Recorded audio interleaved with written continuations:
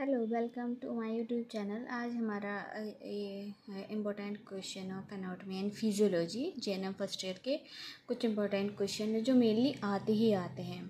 ठीक है, तो इन क्वेश्चंस को अगर याद भी कर लेंगे तो जो ना भी पढ़ता होगा 2 दिन पढ़ के भी जाएगा ना, वो भी एग्ज़ाम में पासिंग मार्क्स ला सकता है।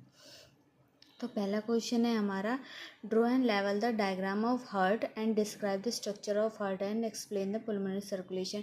ये बहुत बहुत ज़्यादा इंपॉर्टेंट क्वेश्चन है। इसमें हार्ट का डायग्राम, उसको डिस्क्राइब करना है, उसके वॉल्स, उसके चैम्बर्स, उसका सर्कुलेशन इसमें एक्सप्लेन करना है। और इसमें जैसे वॉल्स है, चैम्बर्स है और ये पल्मोनरी सर्कुलेशन है, तो इसका हम अलग अलग डायग्राम बना सकते हैं। तो इसमें जो हमारे लॉन्ग आंसर में जो है अच्छा एग्ज़ाम में मार्क्स मिल सकता है।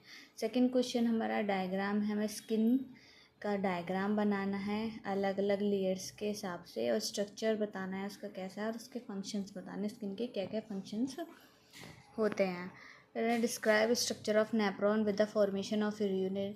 नेफ्रॉन का हमें स्ट्रक्चर बताना है और कैसे यूरिन का जो ब्लड से जो फॉर्मेशन होता है हमें वो बताना है। फिर हमारा list down the hormone produce by interior. कौन कौन से हार्मोन्स होते हैं जो पिट्यूटरी ग्लैंड से निकलते हैं और उसके फंक्शन बताते हैं, क्या क्या फंक्शंस वो करते हैं।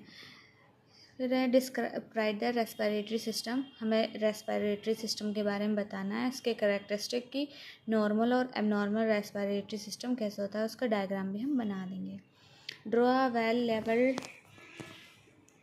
लेवल डायग्राम ऑफ एयर का डायग्राम बनाना है हमें, और उसका जो फिजियोलॉजी ऑफ हियरिंग होती है उसको हमें एक्सप्लेन करना है कि कैसे कैसे हियरिंग का प्रोसेस होता है, वो हमें एक्सप्लेन करना है। Factor affecting growth and multiplication of bacteria, कैसे ग्रोथ होती है और मल्टीप्लिकेशन होता है बैक्टीरिया का, वो हमें एक्सप्लेन करना है। Explain air with diagram. चलिए, मैंने 2 बार क्वेश्चन लिख दिया है।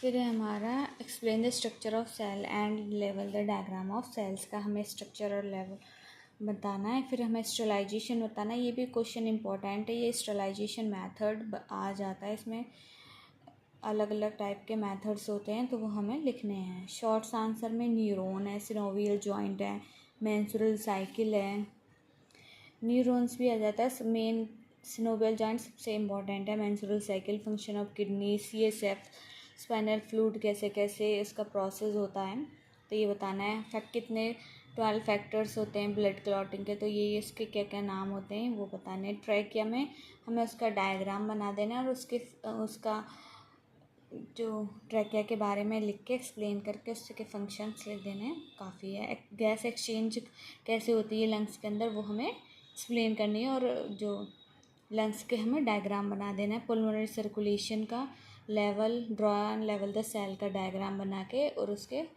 चीज़ें लिख देनी, क्या क्या सेल्स के अंदर होती है, माइटोकॉन्ड्रिया, राइबोसोम्स, ये सब चीज़ें हमें लिख देनी है।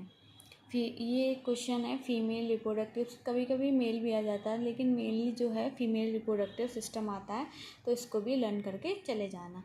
Thank you for watching this video.